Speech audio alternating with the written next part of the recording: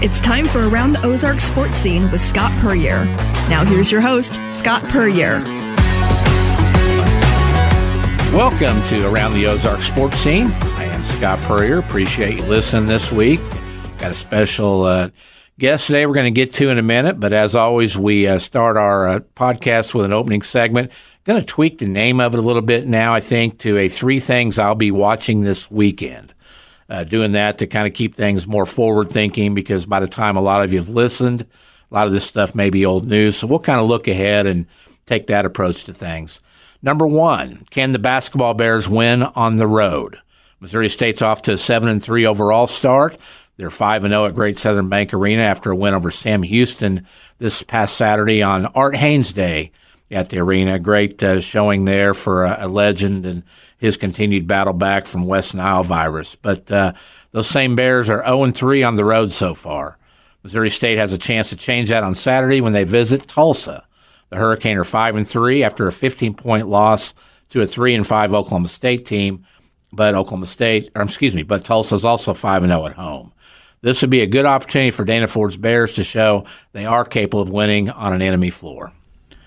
Things to watch number 2. The Kansas City Chiefs game on Sunday at New England just took on a whole new meaning. Not only does Kansas City need to right the ship after consecutive losses have dropped them to 8-5 and now 2 games back of the Ravens for the AFC top seed and home field advantage, but the Broncos are 7-6 and closing fast in the AFC West after a horrible start to their season, which is their first under Sean Payton. It won't be an easy task for the Chiefs in the noon kickoff at Foxborough. This New England team was left for dead at 2-10, but they rose up and won at Pittsburgh last week to show some signs of life as they try to save Bill Belichick's job. Those are words we never thought we'd utter, by the way. But we also never thought we'd see a Patrick Mahomes-guided Chiefs team on offense sputter like this either. Number 3, the Lady Bears are 3-3 after a double-digit loss at Mizzou last week, but they have a get-right game opportunity on Saturday and the next 3 weeks with a slew of home games when Wichita State pays a visit on Saturday afternoon. The Shockers are 4-6, but they're coming off a 5-point home loss to someone named Houston Christian and a 20-point drubbing at home by Kansas last Sunday.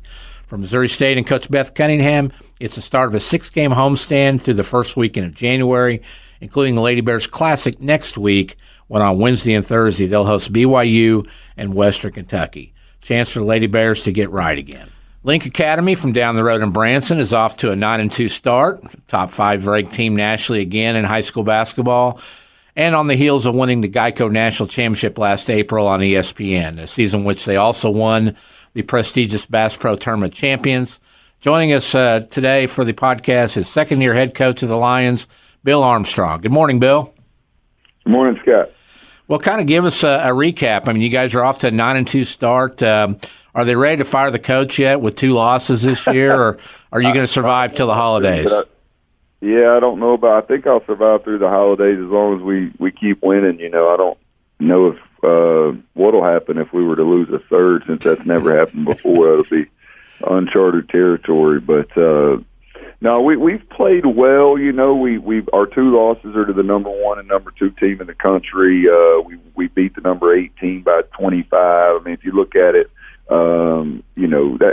I'm trying to encourage these guys, they're kids and they get to seeing the same things and feeling the same way, and we've got more losses, but it's a completely different schedule this year with being in the Nike Scholastic League, and we've already played 3 top 10 opponents and 2 more in the top 25. We didn't play a top 25 opponent until Sunrise last year in January in the Tournament of Champions. So it's a completely different schedule than it was in the past, but obviously, all the hard work we've put in, we want to win these games. So we lost a tough one to Prolific, beat us by a point, and then, played on a great stage in a great environment. And, Montberg just made more plays. I wish that game would have had 4 more minutes. I think we could have gotten them. But I was encouraged by the fourth quarter and how we played, and watching the film, just how the things that I know we can fix to where we're not down 23 going into the fourth quarter next time. Hopefully we'll play them in the City of Palms Championship on the 23rd. So we're chomping at the bit to get another opportunity at it. And then maybe see them back in late March or April again, too. Is that the best thing about the schedule now? And in year 3 of the program is that you're not going blind into the Geico National Championships. You're getting to see these people and actually have a chance to really prepare for them, having played them already. That's right. You definitely will have played most of the teams that will be at Geico, definitely will have seen them, and just it prepares you for that. Obviously, we were able to make a great run the last 2 years, winning it last year, but it's going to prepare us, both mentally and physically to be ready for Geico, more so probably than the last 2 years just because of the competition. I looked at it last year, and we probably played 10 games where going into the game, it was, the other team might have had a chance to win.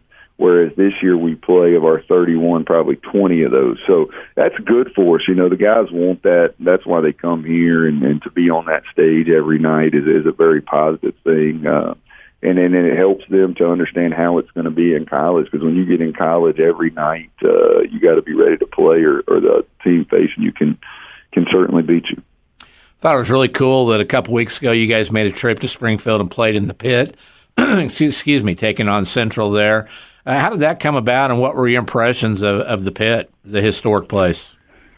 Well, first, how it came about, I don't know exactly, but I think Central did us a solid favor. We lost a game 2 years ago, our first year, and needed an opponent, and they came and played us, and so Adam and the Central administration worked out that we would return the game at some point, and they asked us if we would return it to start their season, and we gladly did. And then getting up there, the environment was, it was second to none. It was really cool. I've never coached in a normal, high school environment like that. So that was fun, and the fans were great.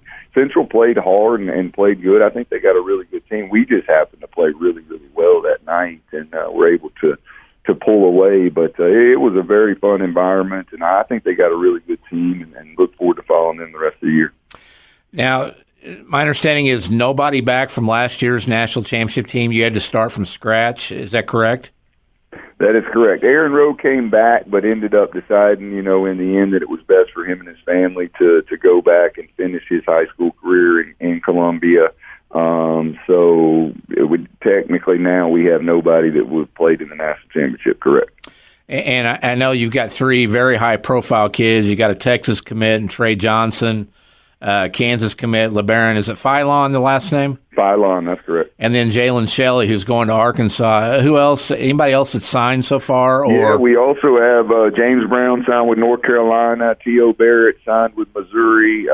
Then Jackson Ford signed with Sam Houston State. He's a good player. And then in the 2025 class, we have Jasper Johnson, a top 10 kid. I think he's ranked 8th in ESPN right now. So you definitely got some highly rated guys again, some guys that are going on to play high major basketball, and an exciting team. We just got to keep getting better. How do you handle the whole new world we have of agents and advisors, and that trickling down to the high school level now, and keep them from swarming your campus and your games out at these special events? What's the approach to that? Scott, I think we could do a whole new podcast on that. I don't know if we have time for all that. But, my approach has always been to just kind of guide the parents, lean on the parents, whatever. However they want me to handle it, that's how I'm going to handle it. None of that bothers me. We talked about it before. Our practices are open to whoever wants to come. I've gotten to know a lot of these agents and runners, and so to me, it's about having relationships with them when they're here. And then you can relay the proper information to the parents and try to help guide them, and then just take their I guess guidance, for lack of a better word, on how you want to handle it. And so that's kind of my approach personally, but everybody approaches it different. And it is a different world, and I think you have to embrace it. That's the way I look at it. You have to embrace it and try to have relationships with everybody, each and every person, and get to know each and every person involved. And ultimately, for me, it's trying to do what's best for the kid. And if people aren't on board with that, then I have a problem with it. But otherwise, if everybody involved is trying to do what's best for the kid, then I don't have any problem with them being around. Well, it's obvious that when you go out there here in a few minutes for practice, you look around and you just mentioned 6, high-level schools these kids are headed for and more to come down the road. Do you ever look out there and go, is this a level that's almost equal to or better than what you saw in the SEC every day in practice?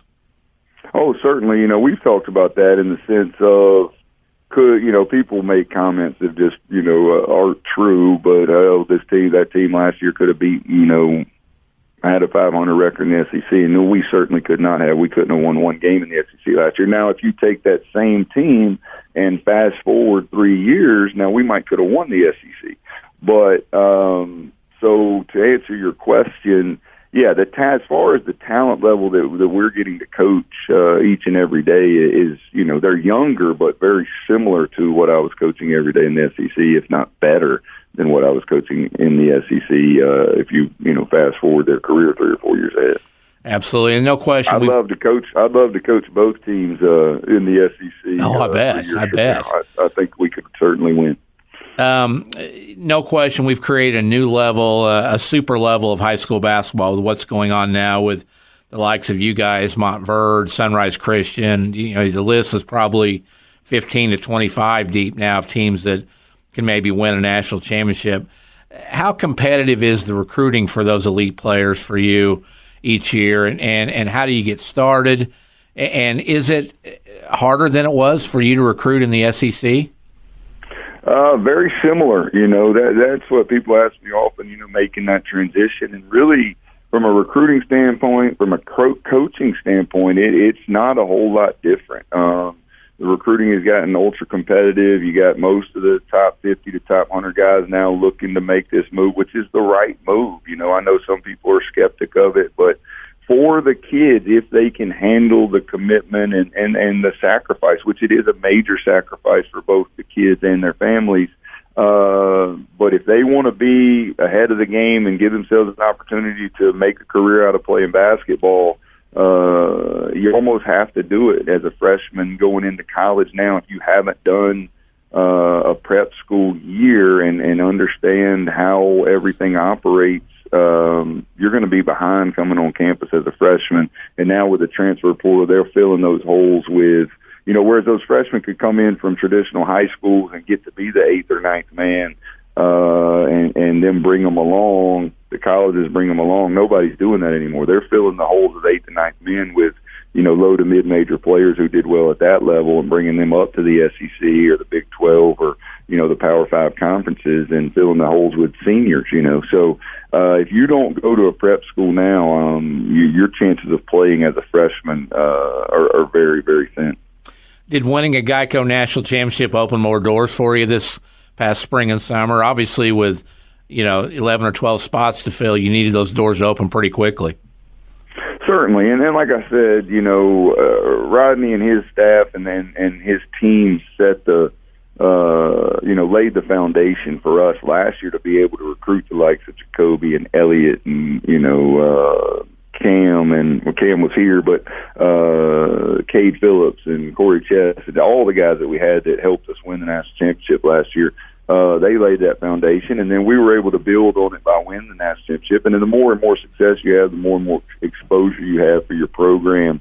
That certainly helps in recruiting, and then certainly helped us this year with being able to get these guys to come. Has it kind of taught you that this may be the norm for you? Because as I would think that, it's awfully hard to convince a kid to give 2 years of his life or 3 years of his life to go away from home for that period of time and do so much traveling and preparation. Is that kind of something that you're accepting now? And how do you keep guys from being one and dones with Link?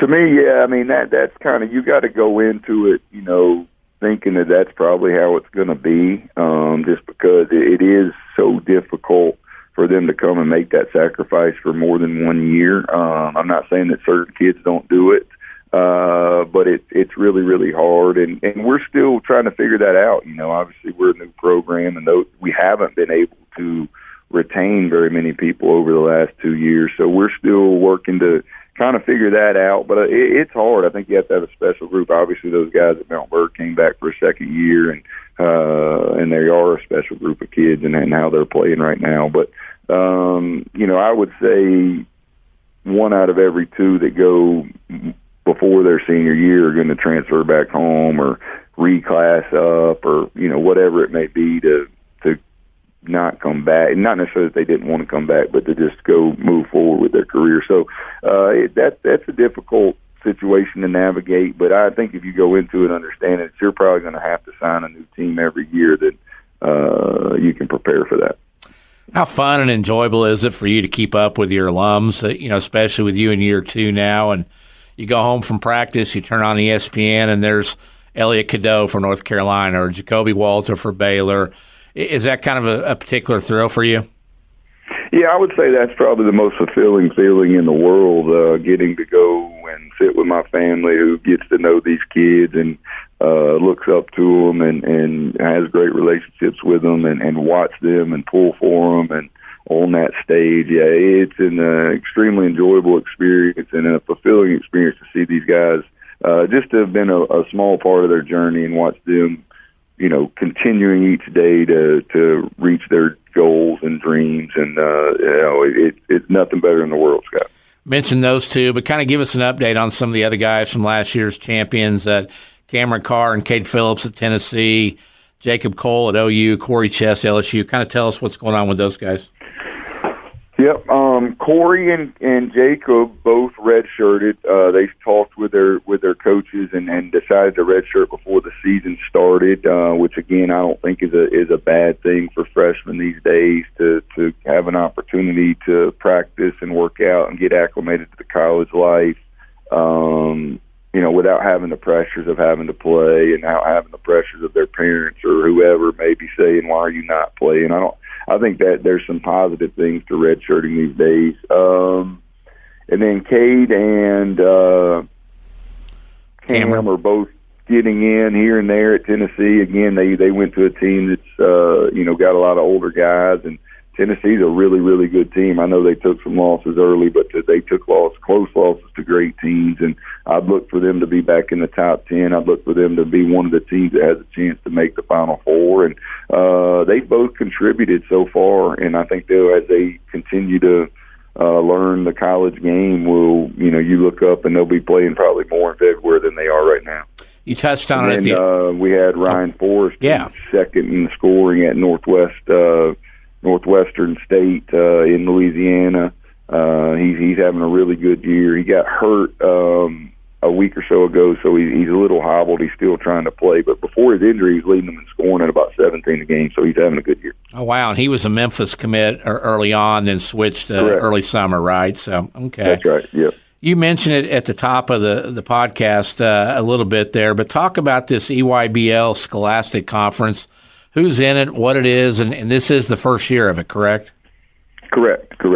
Well, Nike has now partnered with the NIBC, and now, they're basically running what once was the NIBC. So you took those 10 teams and added 4 teams, us, Veritas Prep, Canyon International, and Brewster.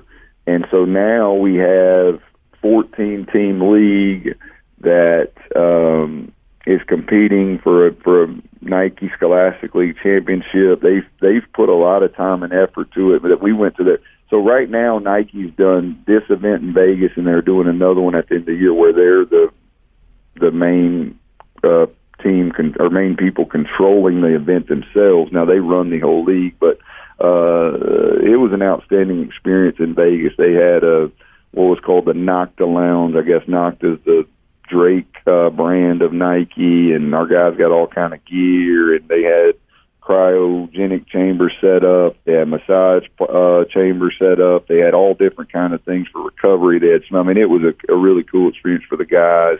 We got to play in T-Mobile Arena. We got to go to an NBA game. So Nike's really doing it right, and so then from that 14 teams, you play 12 of the 13 teams. Each team doesn't play one team. We don't play La Lumiere this year. We'll play all the other 12, and then there'll be a standings and a champion at the end, and probably the top 4 or 5 teams will get to go to Geico. And I believe there were NBA scouts allowed in at that Vegas event, correct? Yeah, so the first game was at T-Mobile. I think there was over 20 NBA scouts, and then the second event was really nice as well. The second day was really nice as well. It was held at the Aces facility, which was a beautiful facility right next door to the Raiders football facility. I mean, they got those facilities out there now in Vegas are incredible, and for our guys to get to experience that, that's why you do it, to give those guys those experiences, and they'll have those memories that they'll never, ever forget. So we played in the Ace facility the next day and got to experience all that. And the scouts, I think there was 15 or so there that day. Well, speaking of experiences, you guys are headed to the Bahamas this weekend. Bill, I've seen you. I hope you've stocked up on sunscreen for that trip. No doubt. I don't know how much time I'll be spending in the sun, but my daughters, I'm sure, will get to hit the beach, and hopefully the guys will get to spend a little time experiencing the beach. Absolutely. Well, we were blessed last year with a chance to watch your team in the Tournament of Champions. I know that'll be another thing down the road, an invite for you guys for sure. What other local opportunities are there in the second half of the year? I think, do you have a couple home games maybe in February and March? Yeah, into February and early March, we're going to have 3 games, 3 local games, maybe one at home, one at Hollister, and then we're still looking for another local high school to kind of do an event. So, and we may add a game here and there. We have some full weeks off that we could add a local game. So we're looking into all those opportunities so that we can continue to build our fan base, continue to let the people of Missouri have an opportunity to watch us play. Very good. Well, Bill, happy holidays to you and your family. Good luck, and we'll be pulling for you throughout the winter. I appreciate it, Scott. Great talking to you, man. You too. Time for our weekly Scott's Thoughts, my takes and ramblings on certain things in the local, regional, and national sports world. And we start with the Shohei Ohtani $700 million contract he signed with the Los Angeles Dodgers covering 10 years.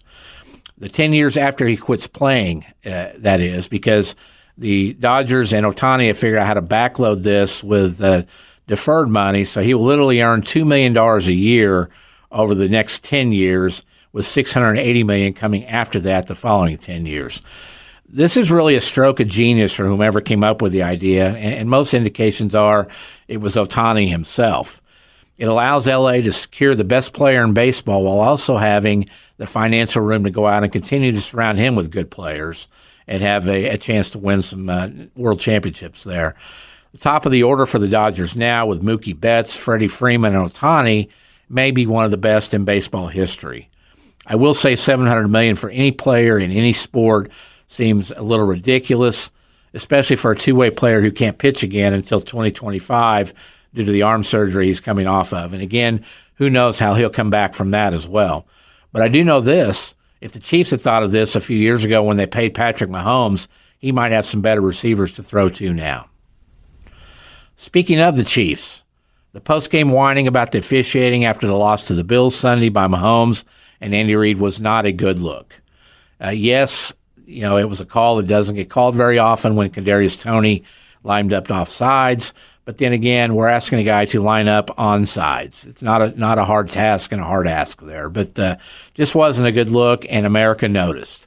National perception is now the Chiefs have benefited from more calls going their way over the years than those they've been stung by. This would have been a better opportunity now looking back, and I'm sure both guys probably agree, for Mahomes and Reid to do what they normally do, take the high road, take the L, and move on. Because we know this about NFL officiating. It's pretty horrible every week, and what comes around goes around, so there will no doubt be another call in Kansas City's favor, at least if they'll stop complaining about it publicly. Finally, Missouri State University's announcement of adding stunt and acrobatics/tumbling teams to their NCAA competitive programs is a great opportunity for young girls throughout the Ozarks and Midwest who have come up with cheerleading and or gymnastics backgrounds. But also, most importantly, it also pulls back the curtain a bit on how Title IX affects college programs, scholarships, and roster sizes. After these additions, get this, 13 of Missouri State's 19 NCAA competing athletic programs will be in women's sports, 13 of 19. This happens because Missouri State has to offset the large number of scholarships they give in football, a male sport, with up to a dozen here and there in other women's sports to try to get the numbers balanced for Title IX reasons. But but they also, because the number of total athletes on rosters has to more closely mimic the university's male-female composition of enrollment. That's another Title IX requirement. And at last check, Missouri State's student body was about 60% female and 40% male. It's a pretty good ratio if you're a male and you're looking for a future wife, I might add. It's a numbers game many aren't aware of, but it also is why the likes of MSU baseball coach Keith Gutton and his Bears have to play with a roster cap of 30 players or so for years, while the big-time teams they're trying to beat and compete with may have another 8 to 10 players on that roster, which, if you know in baseball, that can be a big advantage. If your pitching takes injuries and gets hit, you've got bodies to fill in those slots. Adding more women's sports and athletes may help baseball and other men's sports in this regard, at the same time be creating more space for some male athletes on rosters too. By the way, you're welcome for that math lesson today. Be sure to go online and enter to win in the Midwest Family and the AroundTheOzarks.com 12 Days of Christmas giveaways. Got great prizes like gift cards from great area restaurants like Jim's Steakhouse, Civil Kitchen, Fazoli's, Village Inn, or you could take home prizes like tickets to the Springfield Symphony and Alamo Drafthouse, or the grand prize, a signed jersey by former Kansas City Chiefs standout Dwayne Bowe. It's the 12 Days of Christmas with Around the Ozarks. Enter for your chance to win by visiting AroundTheOzarks.com or the Midwest Family Radio site. That's going to do it for this edition of Around the Ozarks Sports Scene. I'm Scott Puryear, and I thank you for listening. See you next week.